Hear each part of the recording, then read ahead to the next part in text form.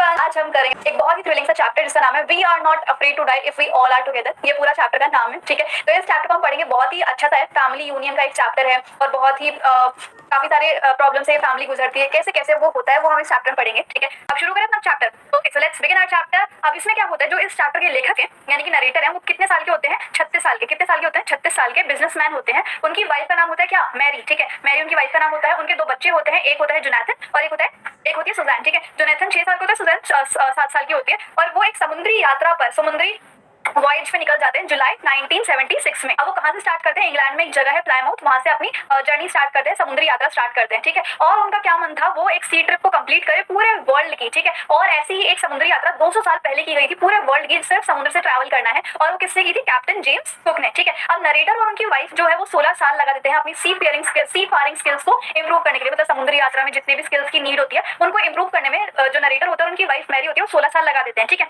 उन्होंने एक प्रोफेशनली अपना खुद का शिप बनवाया होता है जो कि 23 मीटर लॉन्ग होता है, 30 टन हैवी होता है और वुड से बना होता है। और उन्होंने उस शिप का नाम क्या रखा होता है? वेव वॉकर, ठीक है।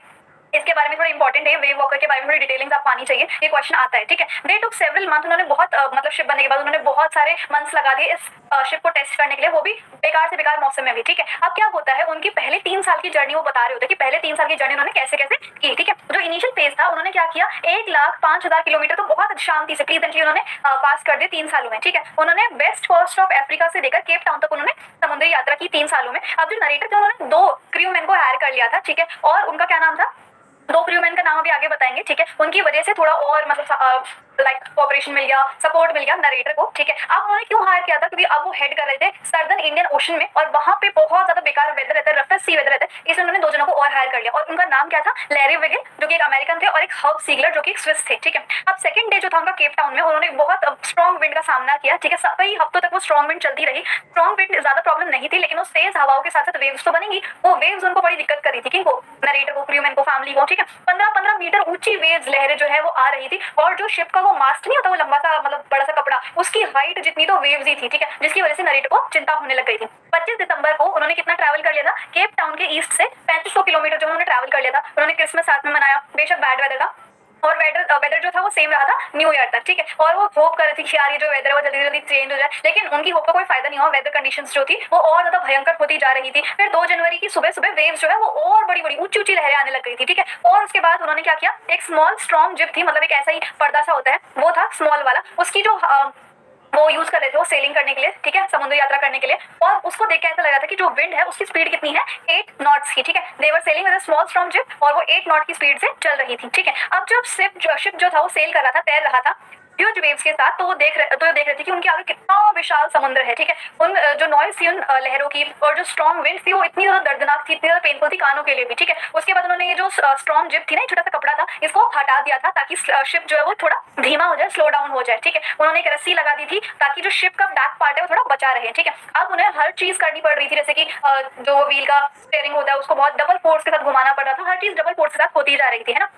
उसके बाद उन्होंने अपनी स्किन पर क्या लगा लिया? ऑयल स्किन लगा लिया ताकि हमें ज्यादा कुछ प्रॉब्लम ना आए। लाइफ जैकेट पहन ली कि कहीं हम डूब जाए तो बच भी जाए, ठीक है। और उसके बाद क्या होता है, राफ्ट ड्रिल्स देखी कि मतलब अगर हमें कूदना भी पड़ गया शिप से तो हम कैसे राफ्ट करेंगे, ठीक है। और वेट किया ताकि वेदर जो है वो ठीक हो जाए। फिर 6 बजे के आसपास क्या होता है, एक अचानक से गहरा सा सन्नाटा छा जाता है हर जगह पर। और ये सन्नाटा कुछ ऐसा होता है जैसे अगले ही पल जो है वो प्रलय आने वाली, डिजास्टर आने वाला है। थोड़ा थोड़ा मजा सा आ रहा है इस चैप्टर में। और क्या आगे देखते क्या होता है, विंड जो है एकदम ही रुक जाती है। उसके बाद स्काई जो है मतलब आसमान जो है उसमें उड़ उड़ के गहरे गहरे बादल आ रहे होते हैं, बहुत बड़े बड़े बादल जो है वो शिप के स्टर्न पर आ रहे होते हैं, मतलब शिप के ऊपर ही आ रही होते हैं। और नरेटर ने रियलाइज किया कि यार अब तो पक्का बहुत बड़ी वेव आने वाली है, ठीक है। और वेव जो होगी वो सीधी खड़ी होगी, ठीक है। और उसके बाद ऐसा लग रहा है कि जितनी पहले हाइट की वेव थी यानी कि 15 मीटर, उससे तो डबल वेव आई यानी कि 30 मीटर आएगी, ठीक है। तो ऐसे तो उसको बहुत वरी करने लग जाते हैं। अब क्या होता है, तूफान स्टार्ट हो जाता है, थंडर स्टार्ट हो जाता है और वेव जो है वो बोट के बैक से टकराने लग जाती है, ठीक है। दे थॉट दैट, उन्होंने ऐसे सोचा कि शायद कोई डैमेज ना करे, लेकिन उन्होंने जो है वो एक शिप का डेक होता है, ठीक है, उसको बहुत तगड़ा एक्सप्लोजन पहुंचा दिया था उन वेव्स ने, ठीक है। अब क्या होता है, जो स्ट्रॉन्ग मूविंग स्ट्रीम्स थी, ये जो इतने वेव्स ऐसे बह रही थी, ग्रीन और व्हाइट कलर की वो दिख रही थी, उन्होंने शिप को बुरी तरीके से तोड़ दिया होता है, ठीक है। नरेटर ये सोच रहे थे कि शायद ऐसा नहीं होगा, बट ऐसा हो गया। नरेटर का जो हेड था, मतलब जो सर था, वो बुरी तरीके से शिप के व्हील में जाके लग गया, ठीक है। He flew overboard and sank below the waves. उसके बाद वो शिप से ही गिर गए और वेव्स के साथ बह गए, ठीक है।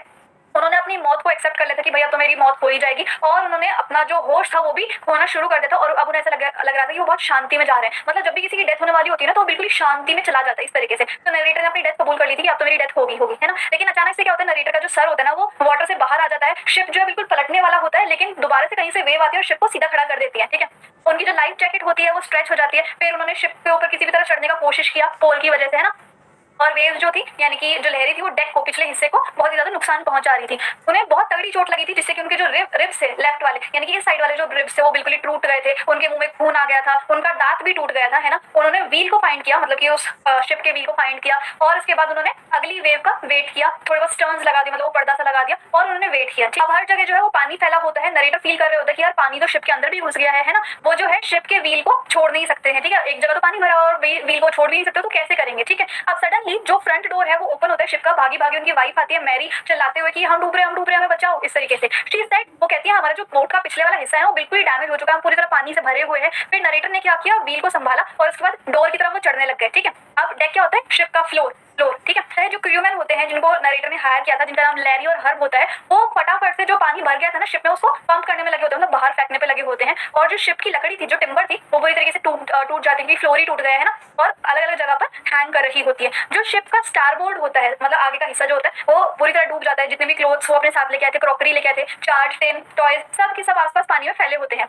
अब नरेटर जो है वो स्विम करता हुआ जाता है, अपने बच्चों की तरफ क्रॉल करके मतलब रिंग के जाता है, और अपने बच्चे से पूछता है कि तुम ठीक हो ना, तो बच्चे कहते हैं कि हाँ हम ठीक है। जो स्यू है, उनकी बेटी जो कि 7 साल की है, उनके सर पे बहुत बड़ा ऐसा गोला सा आ जाता है, बम्प आ जाता है, ठीक है। नरेटर इतनी ज्यादा टेंशन उसकी बेटी पर देते नहीं, क्योंकि सबसे बड़ा काम उस टाइम पे ये था कि वो किसी भी तरह उन सबकी जान बचा ले, ठीक है, शिप को किसी भी तरह बचा ले, और ये सब चोटें तो बाद में भी ठीक हो जाएंगी। तो नरेटर ने बहुत सारे पेचकस, जिसको हम नट वगैरह है, हैमर वगैरह है, कैनवस है, वो सब ढूंढा, डेक के पास गए, मतलब फ्लोर के पास गए। उन्होंने देखा कि जो ब्रोकन स्टारबोर्ड साइड है, मतलब जो टूटी हुई स्टारबोर्ड की साइड है, वहां पर ना उस जगह से बहुत ज्यादा पानी आ रहा है, ठीक है। सो नरेटर जो है, अगर उन्होंने इस प्रॉब्लम को फिक्स नहीं किया तो जल्दी से जल्दी डूब जाएंगे, ठीक है। तो नरेटर के लिए बहुत इंपॉर्टेंट था कि वो उस चीज को ठीक कर दें। अब नरेटर ने क्या किया, कपड़ा लिया, कपड़ा थोड़ा वाटरप्रूफ लिया, उसके बाद जहां पर भी गड्ढे थे वहां पर उन्होंने वो वाटरप्रूफ कपड़ा लगा दिया, क्योंकि अब वो नई लकड़ी तो कहां से लाएंगे, है ना। अब उसके बाद जो शिप का हैंड पंप था वो भी ब्लॉक हो गया था, बहुत बुरी तरीके से ब्लॉक हो गया था, है ना, और वो टूट भी गया था, ठीक है। और अलग अलग जगह पर पंप वगैरह पे शॉर्ट सर्किट हो गए थे, ठीक है। अब वाटर लेवल जो है वो बढ़ने लग गया था, शिप में बहुत ज्यादा पानी आ गया था। नरेटर ने 2 हैंड पंप पाए, जो कि रोप जो कि टूट गए थे, रिमूव हो गए थे, और रोप, जिब, स्मॉल बोट और भी बहुत सारी चीजें जो है वो कहीं ना कहीं पर गिरी हुई थी, ठीक है। तो उन्होंने क्या सोचा, उन्होंने क्या किया, एक इलेक्ट्रिक पंप लिया और उसको जोड़ने की कोशिश करी पाइप की वजह से, रोप की वजह से, और उसके बाद वो हैंड पंप जो है वो काम करने लग गया था। ऐसे उन्होंने बहुत सारी शिप की चीजें ठीक करनी स्टार्ट कर दी, जहां पर टूट गया था वहां पर वाटरप्रूफ कपड़े लगाए, हैंड पंप ठीक किया, इलेक्ट्रिक पंप ठीक किया, पेचकस पे अलग अलग चीजें ठीक करने लग गए थे, है ना। पूरी रात उन्होंने पानी को पंप करना स्टार्ट किया, व्हील को स्टर्न करना स्टार्ट किया, रेडियो के साथ काम करना स्टार्ट किया। लेकिन जिस इलाके में वो थे, मतलब जिस इलाके में उनका जहाज था, वो पूरे वर्ल्ड का रिमोटेस्ट पार्ट था, ठीक है। कोई रिप्लाई नहीं मिला था रेडियो स्टेशन से। अब जो उनकी जो बेटी है, उनकी सर पे जो बम्प आ गया था, वो और ज्यादा सूजा हुआ हो जाता है, उसकी आंखों में कट लगा होता है, उनकी बेटी की आंखों में कट लगा होता है, जहां पर खून आ रखे होता है, और उनकी आंखों से खून आ रहा होता है और आंख तक पहुंच जाता है। तो जो नरेटर है वो अपनी बेटी से पूछता है कि बेटा तूने पहले क्यों नहीं बताया, जो तुझे चोट वगैरह लगी हुई होती है। कहती है नहीं, आपको चिंता करने की कोई जरूरत नहीं है, आप जो है वो हमारी जान बचाओ, बस इतना काफी है, और ये सब तो बाद में होता रहेगा, ठीक है। तो ऐसे करके सपोर्ट करते हैं। अब वाटर लेवल जो है वो थोड़ा कंट्रोल में आ जाता है 3 जनवरी तक, और वो सब के सब क्रूमैन, मैरी, उनकी जो वाइफ होती है, उनके जो दोनों बच्चे होते हैं, नरेटर है, वो 2 घंटे का रेस्ट लेते हैं, और फिर भी थोड़ा थोड़ा पानी जो है वो लीक कर रहा होता है, ठीक है। चेक करने के बाद ये पता चलता है कि जो बोट का रिब स्ट्रक्चर था वो भी पूरी तरीके से टूट गया है, शिप का जो बेस है, यानी कि नीचे का तल का हिस्सा है, वो भी पूरी तरीके से टूट गया है, स्टार बोर्ड भी बेकार हो चुका है। तो अलग अलग जगह से शिप जो है वो टूटा हुआ होता है। शिप की कंडीशन इतनी ज्यादा बेकार होती है, इतनी ज्यादा बेकार हो जाती है कि शायद ऐसा लग रहा था कि वो ऑस्ट्रेलिया तक भी नहीं पहुंच पाएगा। तो नरेटर जो है वो शिप के जो चार्ट्स वार्ट्स होते हैं उनकी तरफ देखने लग जाते हैं, कैलकुलेट करने लग जाते हैं कि हमें सबसे पास वाला आइलैंड कहाँ पे मिलेगा, किस दिशा में मिलेगा। और उन्होंने देखा कि एक हमें आइलैंड मिलेगा, इले एम्स्टरडैम नाम का, आपने सुना भी होगा इस जगह का नाम, इले एम्स्टरडैम। वहां पर फ्रेंच साइंटिफिक बेस है, ठीक है। तो वो इस आइलैंड की तरफ जल्दी से जल्दी पहुंच सकते हैं, क्योंकि कम रास्ते में उनको मिल जाएगा, ठीक है। उनकी एकमात्र होप ये थी कि उस आइलैंड की तरफ वो किसी न किसी तरीके से पहुंच जाए, और but only if the wind, अगर, लेकिन वो तभी पहुंच पाएंगे जब तक विंड नहीं आएगी, या फिर सी जो है वो उस शिप को और ज्यादा डैमेज ना पहुंचा दे। लेकिन उन सबके उस आइलैंड तक पहुंचने के जो चांसेस थे वो बहुत ही ज्यादा कम थे। वो बस होप लगाए बैठते कि काश ऐसा हो जाए, ठीक है। The wave had destroyed the ship engine, और वेव्स की वजह से जो शिप का इंजन था वो भी बहुत बुरी तरीके से डिस्टर्ब हो चुका था, बेकार हो चुका था। अब क्योंकि उन्हें 36 घंटे हो गए थे उन सभी लोगों को वाटर पंप करने में, मतलब शिप से पानी बाहर निकालने में, तो 4 जनवरी को बहुत कम पानी बच गया था निकालने के लिए, ठीक है। But they still had to pump, लेकिन उन्हें फिर भी पानी जो है वो निकालना पड़ रहा था, ठीक है। अब उन्होंने क्या किया, एक शिप था उसके ऊपर उन्होंने वो स्ट्रॉन्ग जिब लगाई, उसके बाद स्ट्रॉन्ग जिब की वजह से वो अच्छे से ट्रैवल कर पा रहा था शिप, है ना, और वो सेल करते रहे उन दोनों स्मॉल आइलैंड्स की तरफ, ठीक है। They had their first meal, उन्होंने उसके बाद 2 दिन में उन्होंने पहली बार खाना खाया। खाना वगैरह तो सब चला ही गया था, लेकिन उन्होंने थोड़ा बहुत बीफ मिल गया, ठीक है, बिस्किट्स मिल गए मैरी को, तो उन सबने उसी से अपना भोजन कर लिया था, ठीक है। रेस्ट का टाइम उन्होंने क्या किया, उन्होंने देखा कि ब्लैक क्लाउड्स जो 4 बजे तक बनने स्टार्ट हो गए थे। अब जो है 40 नॉट की स्पीड से हवाएं जो है वो बह रही थी। वेदर जो बहुत वर्स होता चला जा रहा था और 5 जनवरी तक तो बहुत बुरी सिचुएशन हो गई थी किसकी, वेदर की, ठीक है। अब when the narrator went to comfort his children, अब जब नरेटर अपने बच्चों के पास आते था कि वो उनको थोड़ा कंफर्ट करे कि बेटा कोई चिंता वाली बात नहीं है, सब हम सब बच जाएंगे, ठीक है। तो इसका सन उससे पूछता है कि क्या पापा हम मरने वाले हैं, इस तरीके से, ठीक है। तो उनको एश्योर करवाते हैं, नरेटर उनको बोलते हैं कि नहीं नहीं बेटा मरेंगे नहीं, हम किसी भी तरीके से कर लेंगे, इस सिचुएशन को हम पार करेंगे। तो उसका सन रिप्लाई करके तो उनका बेटा कहता है कि पापा हम डरेंगे नहीं, और अगर हम जो है सबके सब साथ खड़े रहेंगे ना तो हम जो है वो बिल्कुल भी नहीं मरेंगे और ना हम उससे डरेंगे, ठीक है। तो अब इस अपने बेटे की इस बात को सुन के नरेटर जो है वो बहुत ही ज्यादा डिटर्मिनेशन में आ जाता है। वो सोचते नहीं मुझे इस वेदर से लड़ना है तो लड़ना ही है, ठीक है। He made efforts to protect the उसके बाद जो स्टारबोर्ड का जो पोर्शन था शिप का वो टूट गया था, तो नरेटर ने बहुत कोशिश करी कि वो स्टारबोर्ड को ठीक कर दे, क्योंकि वहां से काफी ज्यादा पानी जो है वो शिप के अंदर आ रहा था, ठीक है। तो उन्होंने क्या किया, जो नायलॉन कपड़े की रस्सियां होती हैं वो ली, कुछ प्लास्टिक बैरल्स लिए, केरोसिन वगैरह लिया 22 लीटर, और उन्होंने स्टारबोर्ड को ठीक करना शुरू कर दिया। और फिर जो नरेटर होते हैं उनकी वाइफ जो होती है वो हाथ पकड़े रहते हैं एक दूसरे का, और वो बिलीव करते हैं कि वो इस चीज से निकल जाएंगे, ठीक है। इस तरीके से दोनों एक दूसरे को सहानुभूति देते हैं। This ship made it through the storm, अब उसके बाद जो स्टॉर्म तूफान आ रहा होता है वो जो शिप होता है वो उसके अंदर से भी निकल जाता है। फिर 6 जनवरी की मॉर्निंग आती है, नरेटर जो है वो ट्राई करते हैं सेक्सटेंट को रीड करने के लिए। अभी सेक्सटेंट क्या होता है, ये एक ऐसा इंस्ट्रूमेंट होता है जो कि हाइट को नापता है, जो कि हवा को नापता है कि हवा कितने नॉट्स की चल रही है, हम कितने हाइट पे हैं, समुद्री तल से कितने ऊंचाई पर है। तो ऐसे से एक इंस्ट्रूमेंट होता है जो कि उस चीज को पढ़ने की कोशिश करता है। अब नरेटर ने वो पढ़ना स्टार्ट कर दिया, उन्होंने देखा कि विंड की कितनी स्पीड चल रही है, कहाँ से विंड आ रही है, कितनी ज्यादा लंबी लहरें हैं, और उन्होंने कोशिश की कैलकुलेट करने की कि अभी हम एक्चुअल में है कहाँ और हमें उस आइलैंड तक जाने में कितना टाइम लगेगा और किस डायरेक्शन में हमें मुड़ना चाहिए, ठीक है। अब क्या था, देवर 1,50,000 किलोमीटर, वो जो थे समुद्र के 1,50,000 किलोमीटर के एरिया में थे, है ना। और उन्हें ये पता चल गया था कि यहाँ से जिस जगह पर अभी हम हैं वहां से 65 किलोमीटर दूर एक बहुत बड़ा आइलैंड है, ठीक है।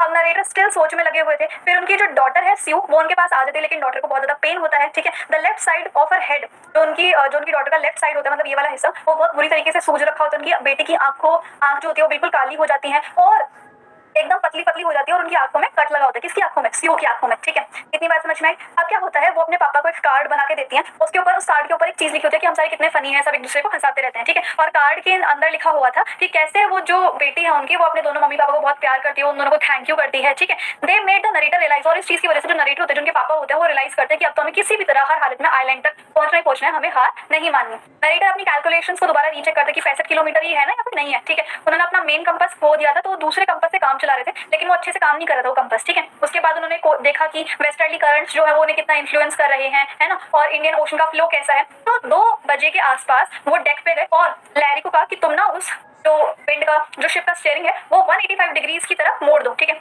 ही फेल्ट कि नरेटर को लगा कि अगर हम असली में लकी होंगे तो हम आइलैंड में 5 बजे तक पहुंच जाएंगे, और अभी फिलहाल कितने बज रखे थे, 2 बज रखे थे। तो नीचे जाते हैं शिप के और सो जाते हैं। जैसे ही वो उठते हैं 6 बजे तो हर जगह डार्क ही डार्क होता है, ठीक है। उन्होंने सोचा कि शायद यार हमने तो आइलैंड मिस कर दिया। वो वरी हो जाते हैं कि अब हम कैसे उन विंड्स का सामना करेंगे, कैसे क्या करेंगे, अब तो हमारा जो अंत है वो पक्का है, ठीक है। फिर उनकी डॉटर उनके पास आ जाती है और उनकी डॉटर जो है वो उन्हें हक कर लेती है। तो पूछते कि आपने मुझे हक क्यों किया बेटा, तो ऐसे ही डॉटर आ जाते हैं, सन भी आ जाते हैं। तो उनका सन बोलता है कि आप जो हो वर्ल्ड के बेस्ट पापा हो और बेस्ट कैप्टन भी हो। तो नरेटर बोलते कि बेटा मैं तो बहुत डरा हूँ, हमने आइलैंड भी मिस कर दिया है। तो स्यू बोलते हैं कि अरे आइलैंड तो बाहर ही है, ठीक है, हमने जो है वो बहुत बड़ी जीत जो है वो हासिल कर ली है, ठीक है। The narrator rush to the deck, narrator जो बोट के पिछले हिस्से में जाते हैं, बहुत रिलीफ का उन्हें साइन मिलता है। वो देखते हैं कि हम एम्स्टरडैम के आइलैंड की आउटलाइन पर ये है, वो एक वोल्केनिक रॉक थी, ठीक है। और उनके सामने ही उनके सामने ही वो वोल्केनो है, ठीक है, वोल्केनो आइलैंड है, ठीक है। It had a little vegetation, बहुत कम वेजिटेशन थी, बहुत कम प्लांट्स ट्रीज वगैरह उसके ऊपर है और अलग अलग तरीके के हैं, और बहुत सुंदर आइलैंड है वो वर्ल्ड का, ओके।